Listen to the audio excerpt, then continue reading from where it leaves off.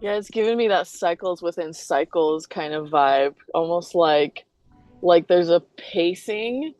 I don't want to necessarily say precedent, but maybe that a little bit too. Like there's a pacing and a precedent for the overarching cycle of like call it battle mindset at a higher level where it it's like 12 is the number of completion too. So it's interesting that it's the 11th year, the 11th hour as it were for some of this stuff to repeat and recycle. And but what I'm also seeing with that is like nothing's definitive. It's not like a perpetual every 11th until infinity. It's like almost like it was designed that way for a time to sort of tease out different waves of collective consciousness that are like still want to be in that, as opposed to, and that's not the right way to maybe frame it because that's inherently conflicting too. Like it's not an opposition, but in the battle mindset, opposition is what creates it. But like compared with those who are like, man, I'm done with that, and almost like being layers in the fold or layers in the onion of those of us that don't wish to contribute or consent to that anymore. It's like it's one of those almost Mandela effect things where it's like, well, if it's affecting your reality, then it's one thing. But if it's not affecting your reality, does it really exist in your reality other than the kind of tertiary comments that you hear from others that maybe it does? And so that's also part of that kind of middle ground of like, well, these people over here in the collective consciousness don't really consent to that in their reality, so it's not really affecting their reality. Whether or not it's going on is, you know, up to individual perspective, I guess. Oh, this is really controversial as I'm saying it, but it's true. Um, it's like it's, but to me at a higher level, it's one of those things that's like it feels like a mechanism of reality creation for us to have that ground for the people that want to consent to having that, to have that be their reality, but then the rest of us be able to hold the frequency of, meh, that's not really my reality, and allow those cycles within the cycles to sort of shift and change. And then more people don't consent, and more people don't consent until one day we're all just like, what do you mean? What war? What conflict?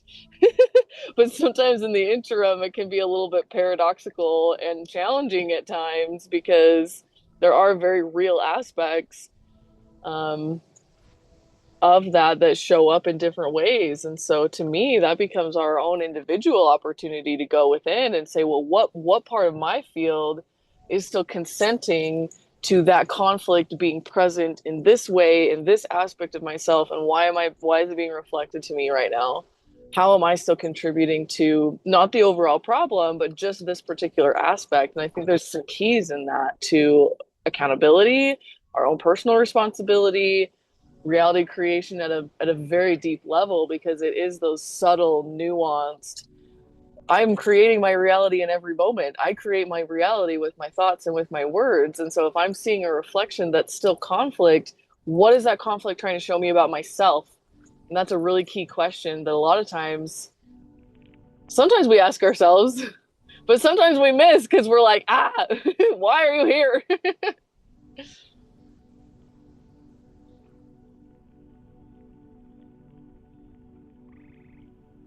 Yeah, that was, man, you hit the nail on the head, and I just want to put like four exclamation points.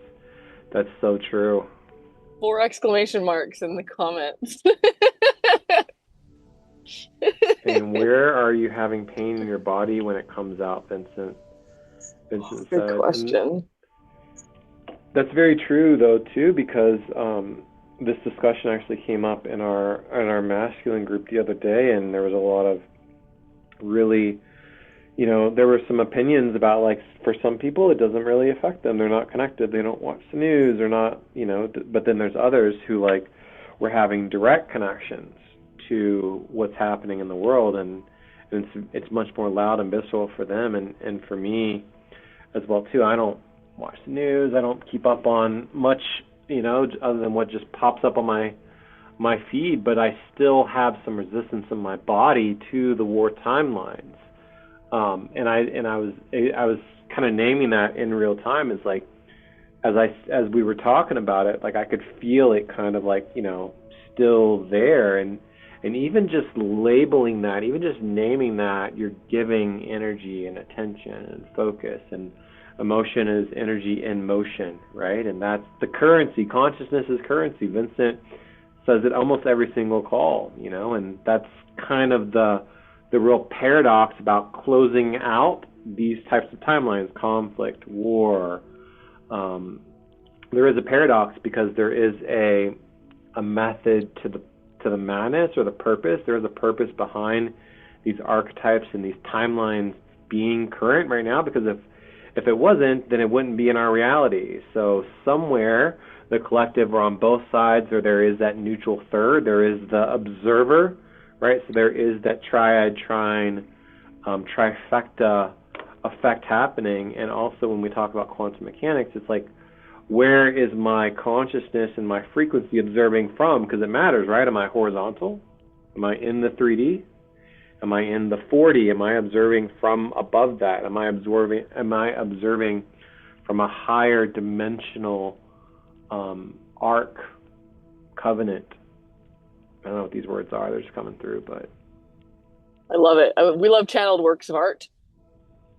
But to your point about attention, like to me, that's a bit of the paradox as well, because we know, like, that's a bit of where the teasing and the nuance happens also. Because, yes, while we know that energy flows where attention goes, that's part of also what's been utilized as the mechanism to avoid too. So that there's kind of the double-edged side of the coin, because it's like, well, we don't want to feed it too much attention by feeding into it, but there's a difference between feeding into it and seeing and identifying and labeling those things within us. Where if we are, this is why neutral non-attachment is such a really big important key, because leaning into that space of neutrality, if you're literally just witnessing it coming up in your body and you're holding that neutral space, then you're allowing it the space that it needs to express itself on its way out the door,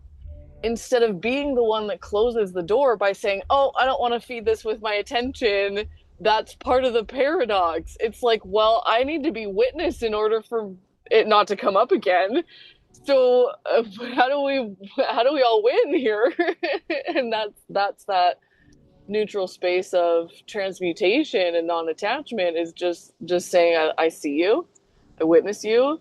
What is it that you're ready to show me right now? And just allowing it that space to have the open door, or needing to be open for a moment. You can still have your sovereignty and your boundaries and say, I don't consent to the furthering of this energy in my reality. That being said, I see that you're still here.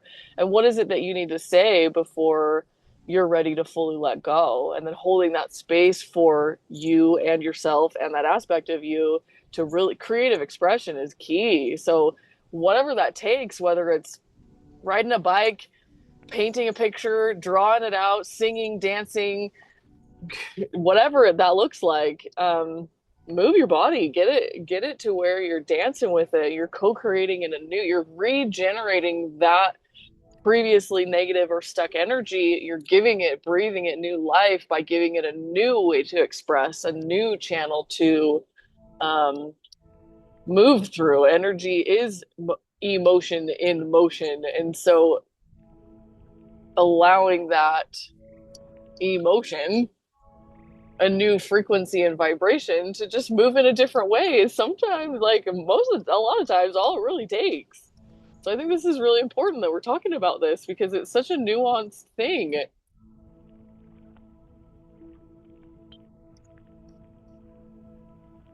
geez, that's so powerful, so powerful. Vincent said, you can't do biogeometry if you don't. He was referring to what you had just shared. And then that makes your past and present.